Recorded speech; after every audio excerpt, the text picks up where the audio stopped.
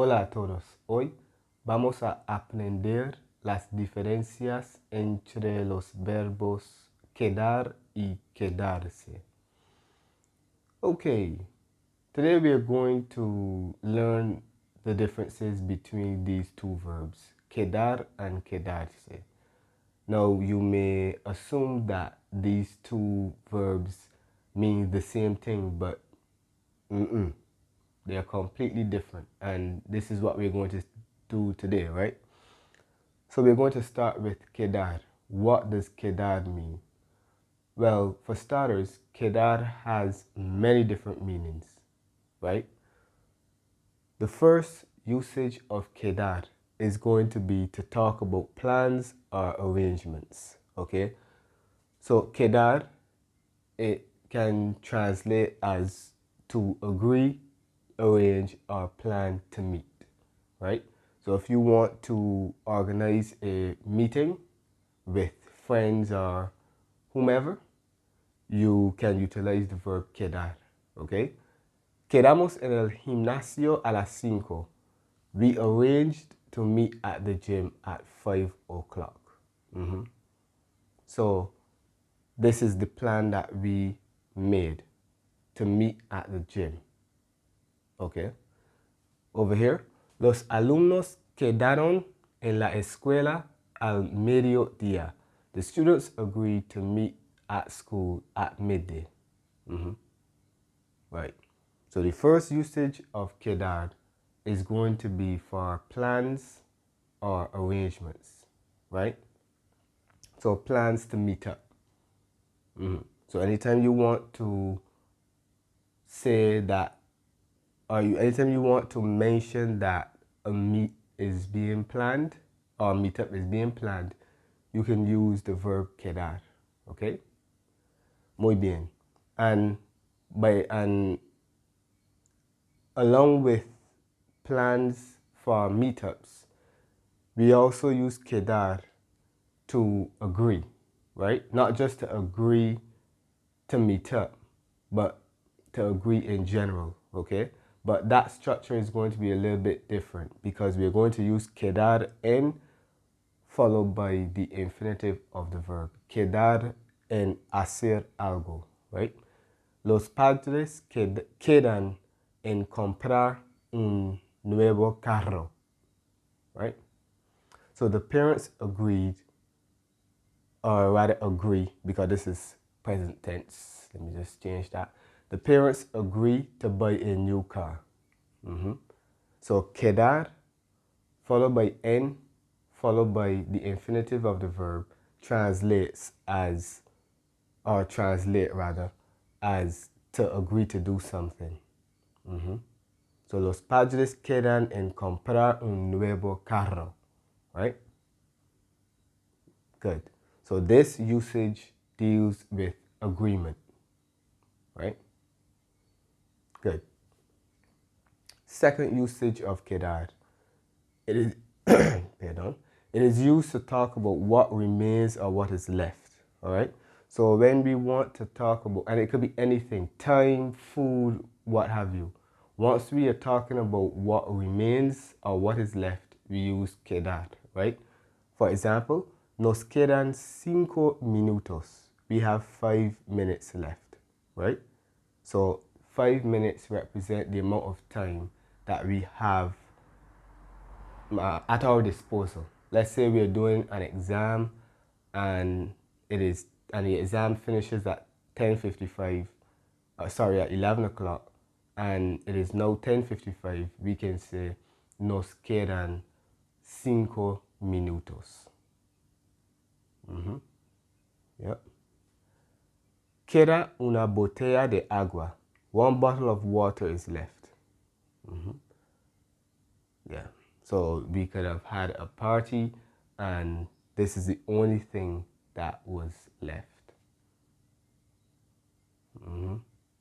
Or this is the only thing that may have been left after our party. Queda una botella de agua. So our second usage is going to be to talk about what is left or what remains, right? 3. It is used to talk about how clothes or accessories fit someone, right? And notice that I have indirect object pronoun in brackets. Yes, that is very important because when we are making reference to that individual, we are going to use the indirect object pronoun, right? La camisa te queda bien. The shirt fits you well. Yep. Necesito saber si los pantalones les quedan bien a los niños. I need to know if the pants fit the children well. Okay. So you see we have a los niños. That los niños, right, they represent the persons, in this case, persons that we are speaking about, right? So we use the indirect object pronoun to make reference to them, right? A los niños just clarifies whom we are referring to, right? In les. Because les is ambiguous. So we put a los niños just to clarify whom we are speaking about. But with this usage, we always use the indirect object pronoun to refer to that individual or individuals, right? To either refer to that individual or those individuals, right? Good. These are examples of clothes, but I could use an accessory and say, ese reloj le queda bien a Susana, right? That watch fits Susana well.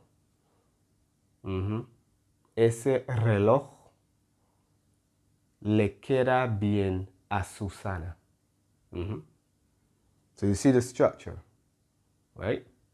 We have whatever the clothes or whatever the article of clothing is, followed by the indirect object pronoun, the verb quedar, which will agree with the whatever the item of clothing is, and then we can add the indirect object, not the indirect object pronoun, but the subject. Who are we talking about? Whom are we talking about at the end? Just for clarification purposes, right? Yeah. Good. All right. So that's the third usage. Usage number 4. It is used to express location. And in this case, it is going to be a synonym of estar, right? ¿Dónde queda la iglesia? I could also ask, ¿Dónde está la iglesia? But quedar in this context is a bit more formal, right? So where is the church? Nice. La biblioteca queda cerca de la escuela.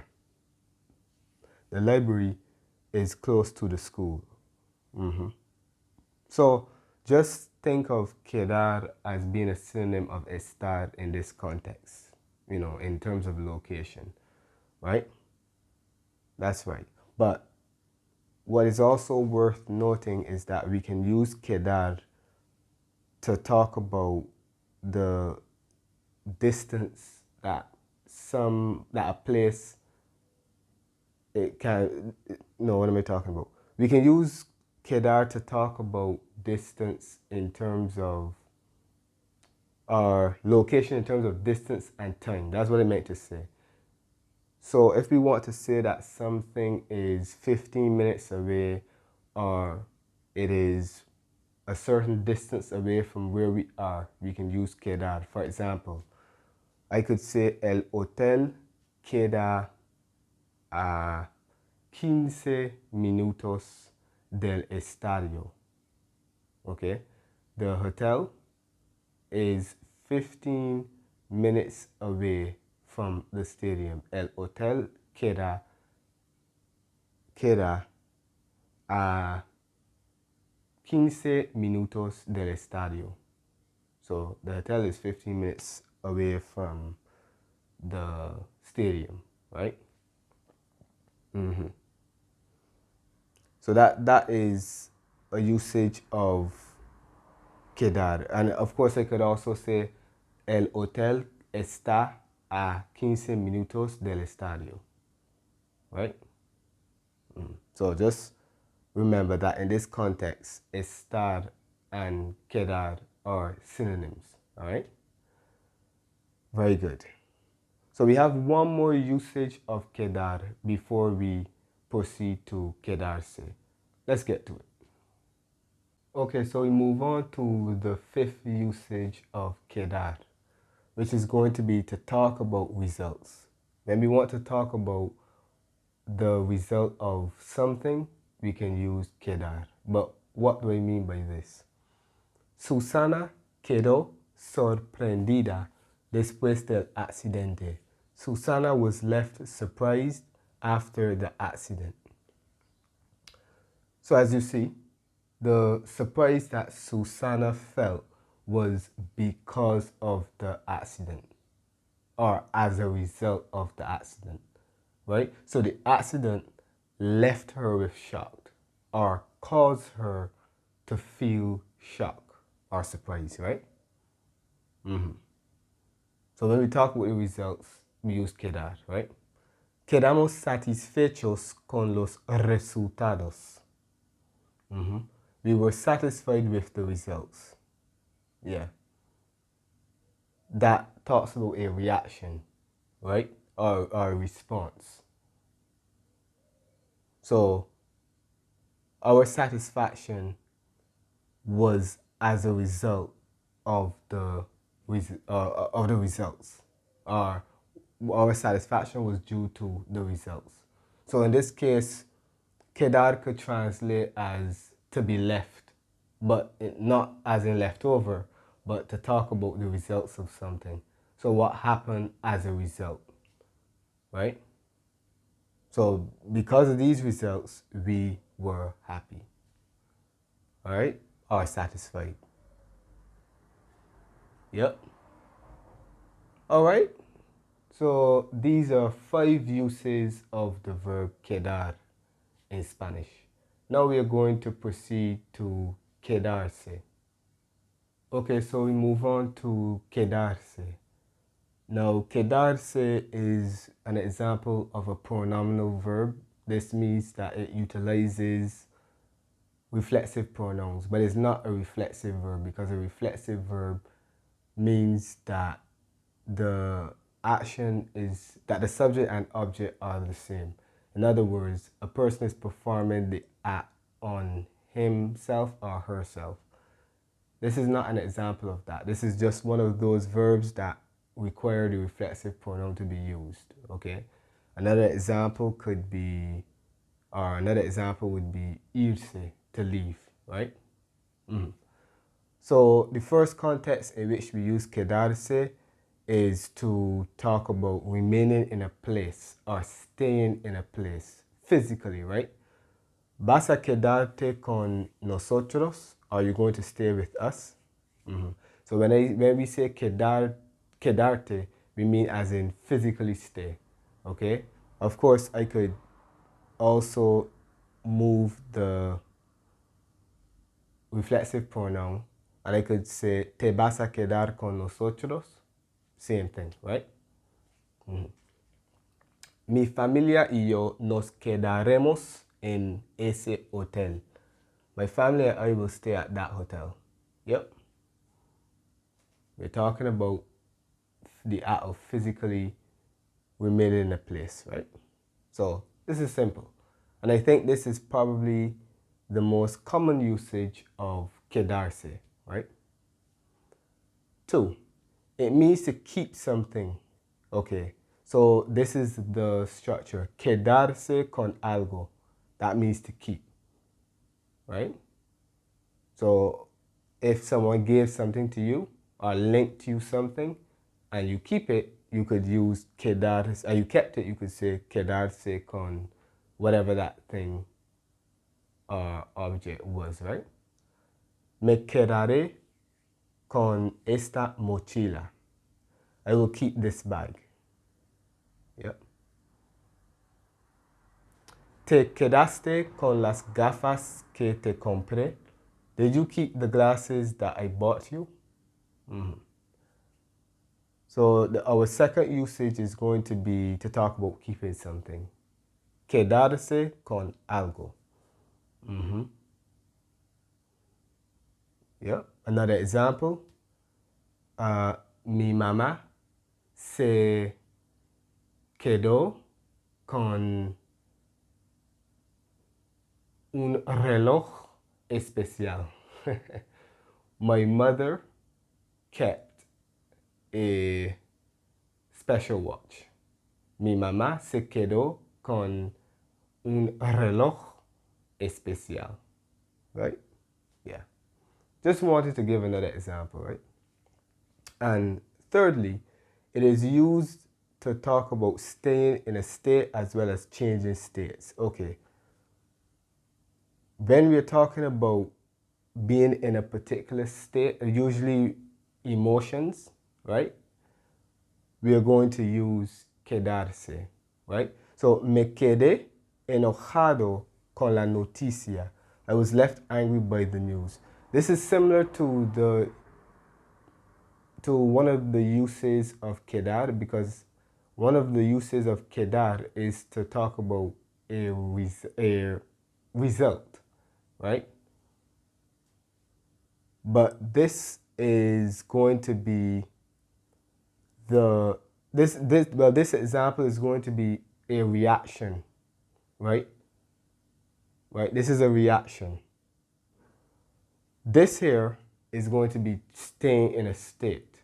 So Ana se quedó soltera por mucho tiempo. Ana stayed single for a long time. So this is an example of staying in a state, whereas this is an example of a changing state, right? So the news made me angry. So me quedé enojado, right? And Ana se quedó soltera, right?